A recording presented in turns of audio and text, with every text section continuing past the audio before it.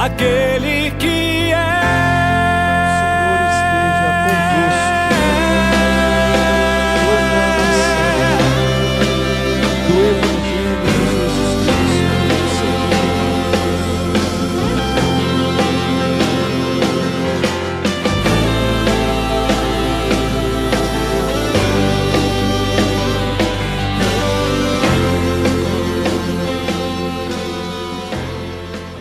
Naquele tempo, Jesus saiu de Jericó, junto com os seus discípulos e uma grande multidão. O filho de Timeu, Bartimeu, cego e mendigo, estava sentado à beira do caminho. Quando ouviu dizer que Jesus, o Nazareno, estava passando, começou a gritar: Jesus, filho de Davi, tem piedade de mim. Muitos o repreendiam para que ele se calasse, mas ele gritava mais ainda: Filho de Davi, tem piedade de mim. Então Jesus parou e disse: chamai-o. Eles o chamaram e disseram: coragem, levanta-te, Jesus te chama. O cego jogou o manto, deu um pulo e foi até Jesus. Então Jesus lhe perguntou: que queres que eu te faça? O cego respondeu: mestre, que eu veja. Jesus disse: vai, a tua fé te curou. No mesmo instante ele recuperou a vista e seguia a Jesus pelo caminho. Palavra da salvação. Glória a vós, Senhor.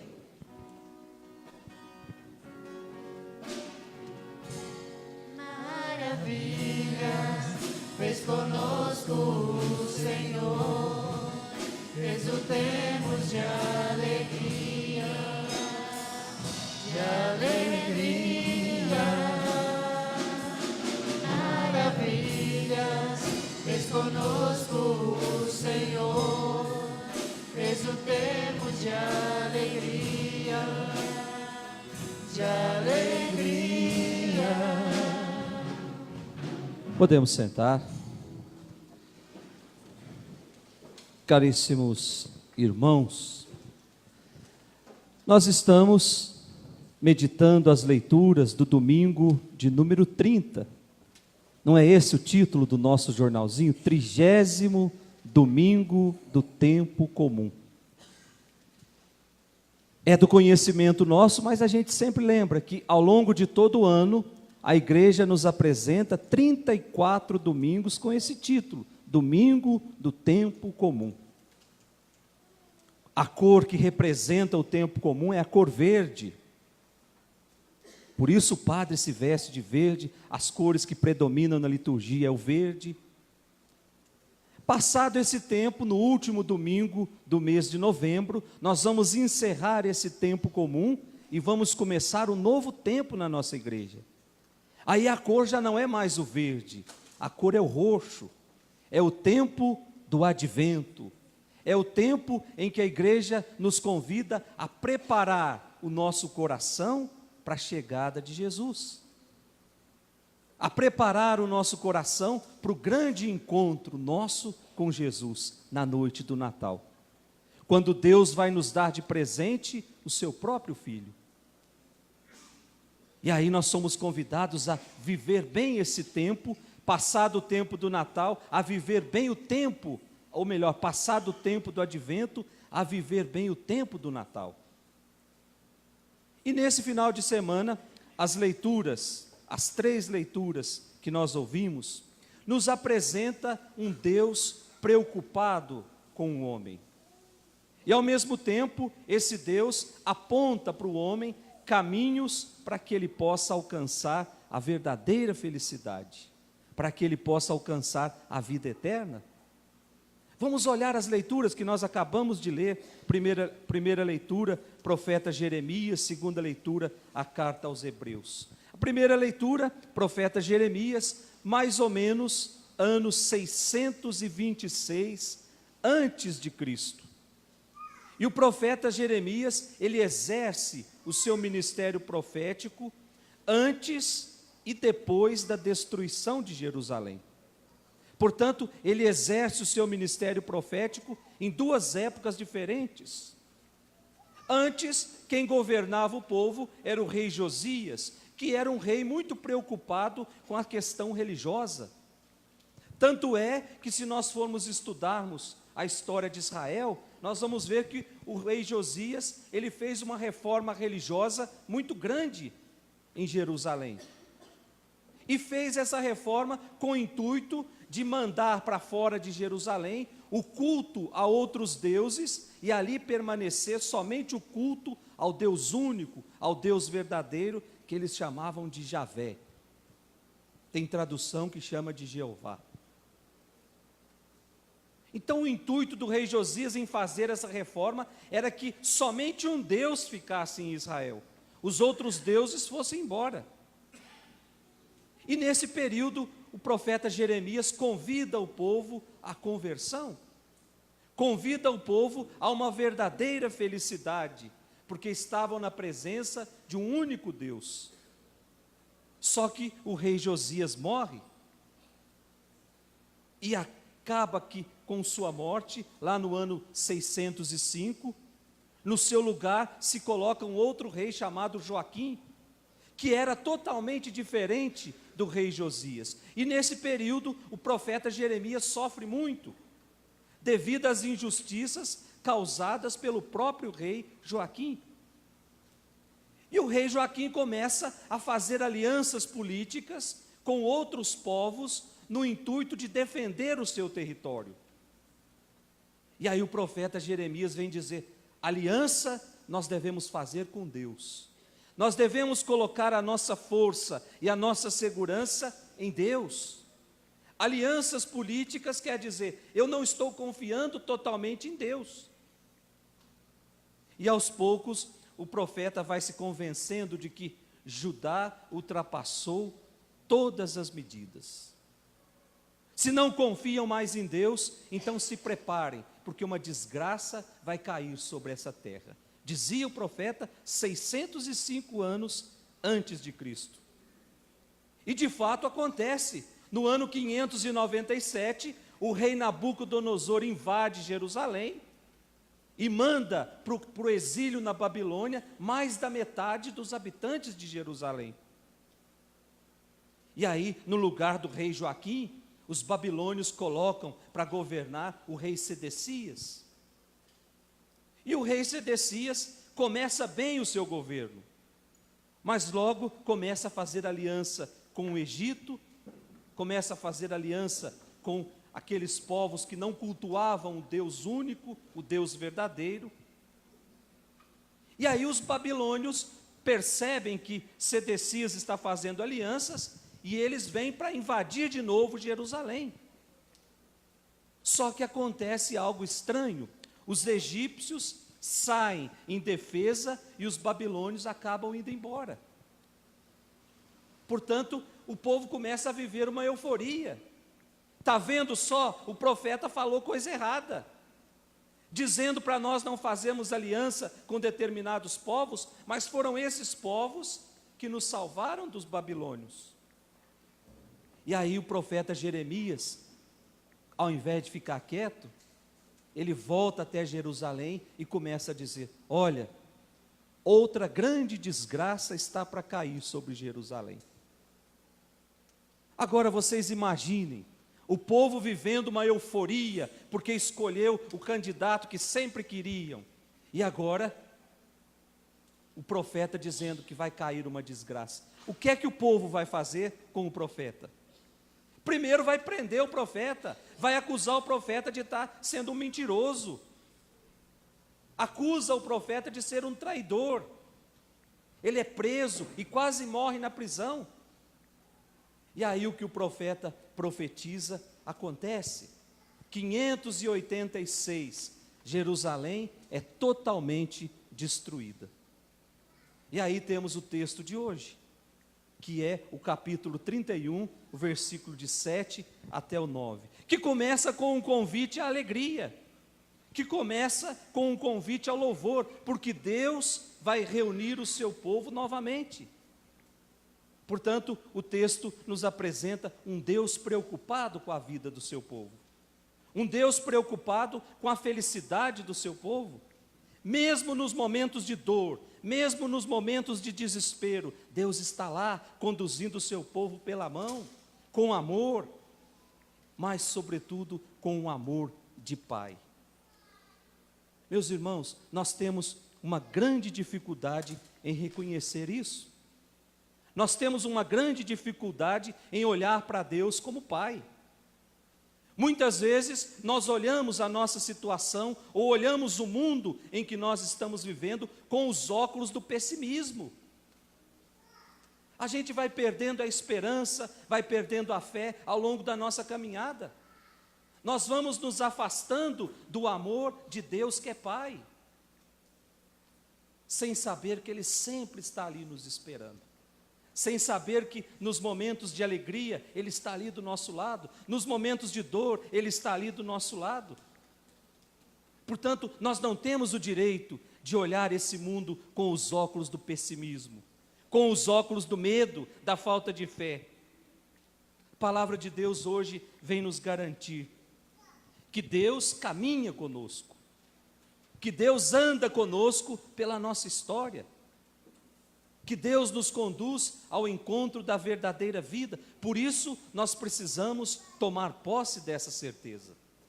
Nos momentos de alegria, está ali Deus do meu lado. Nos momentos de dor, está ali Deus do meu lado. Nos momentos de incerteza, Deus está ali do meu lado. Eu só preciso enxergá-lo.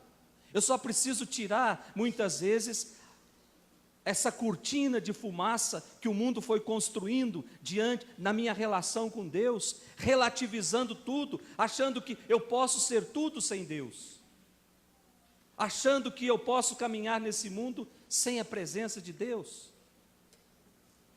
Meus irmãos, quem entra nesses caminhos, cai num abismo e depois não tem como sair mais. Prestem atenção nas pessoas que dizem que não acreditam em nada. Quando chega a dor, quando chega o sofrimento, elas não têm onde segurar. Nós que acreditamos em Deus, quando a dor vai bater na nossa porta, nós temos onde segurar. Nós temos uma mão que nos acolhe, nós temos um colo que nos afaga, nós temos um carinho do Pai, nós temos uma mãe. E aí nós colocamos lá as nossas forças, e aí nós conseguimos caminhar, mesmo que as apalpadelas por esse mundo, mas nunca perdendo a esperança, porque aqueles que caminham com Deus são movidos pela esperança, e a esperança de São Paulo, ela não nos decepciona nunca. E aí a gente olha o Evangelho, a segunda leitura de hoje, carta de São Paulo aos Hebreus, que nos apresenta Jesus como o sumo sacerdote que o Pai chamou e enviou ao mundo, a fim de conduzir os homens à comunhão com Deus. É o tema principal dessa segunda leitura. Depois, a gente olha para o Evangelho de hoje. O Evangelho de hoje, capítulo 10 do Evangelho de São Marcos. Um episódio até que interessante. Diz que Jesus estava caminhando com os seus discípulos, passando por uma cidade que se chamava Jericó, cidade muito antiga. Até tem as muralhas de Jericó, mas isso lá no Antigo Testamento. Portanto, uma cidade que era conhecida na época de Jesus como a cidade das palmeiras.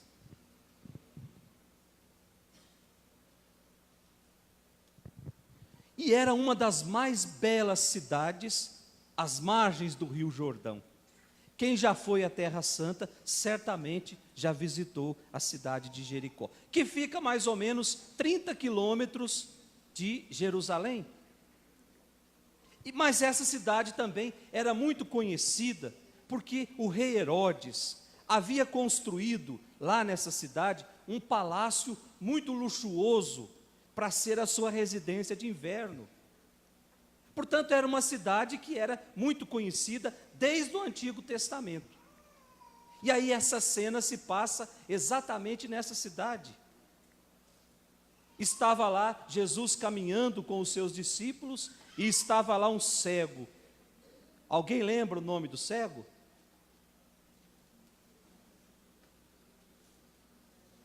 Está escrito no Evangelho Bartimeu.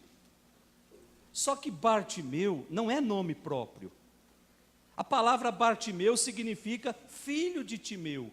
Portanto, era um cego que não tinha nome. O seu pai tinha nome. Seu pai se chamava Timeu. Agora, o cego era Bartimeu. Bartimeu não é nome próprio. Então, significa o filho de Timeu. E esse homem sem nome era cego e, além de tudo, era mendigo, diz o Evangelho. Portanto, esse homem fazia parte do grupo dos excluídos da época de Jesus. Toda deficiência na época de Jesus era resultado do pecado. Segundo a concepção da época, Deus castigava de acordo com a gravidade do problema. Era assim que imaginavam. Pessoas com deficiência, na época de Jesus, eram proibidas de entrar dentro do templo, eram proibidas de participar da liturgia, eram proibidas de oferecer sacrifícios, porque faziam parte daquele grupo que os judeus chamavam de pecadores. Ah, mas nasceu assim porque seu pai pecou. Era essa a concepção da época. Então esse cego, ele era um maldito por todos. Era proibido, era impedido de praticar a lei. Era proibido de participar das cerimônias religiosas. Então não restava para esse cego outra coisa senão ficar à margem, à estrada, se contentando com as migalhas para sobreviver. Era essa a situação desse cego no Evangelho de hoje. Esse homem vivia na escuridão, esse homem vivia mergulhado nas trevas. E quem vive muito tempo no lugar escuro, quando vê a luz, fica cego também.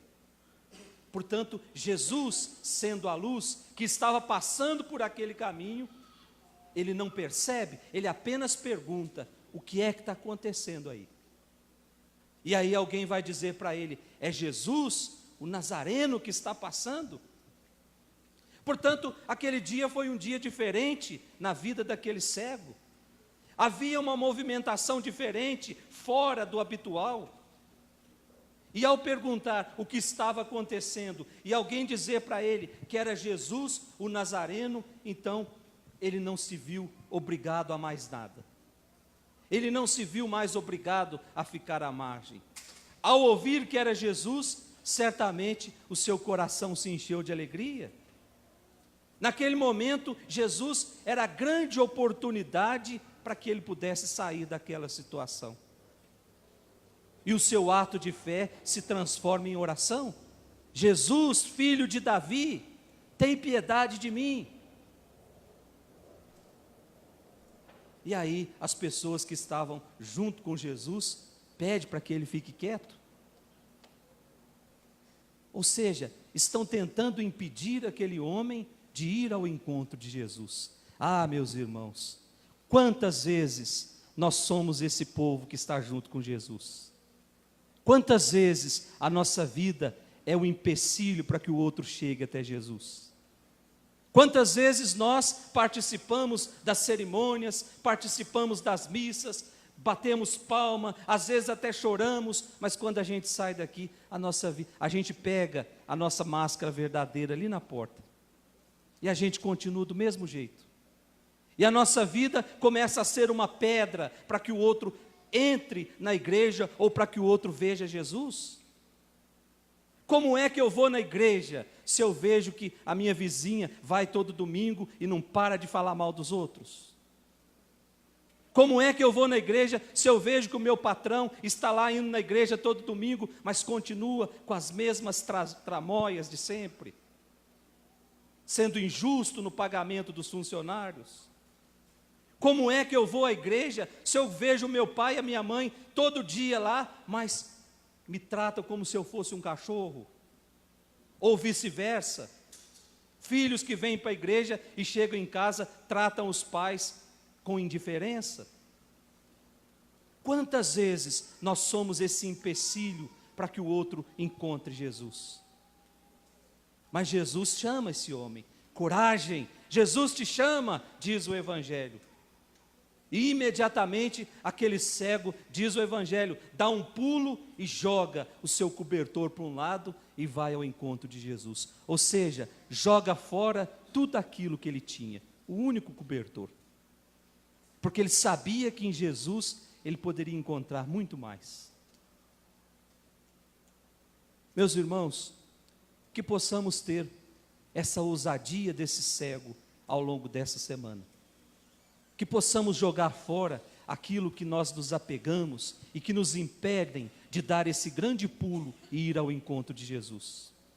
Que possamos, que diante das nossas falhas, que diante da falha na educação dos nossos filhos, nós possamos dizer essa frase bonita: Jesus, filho de Davi, tem misericórdia de mim?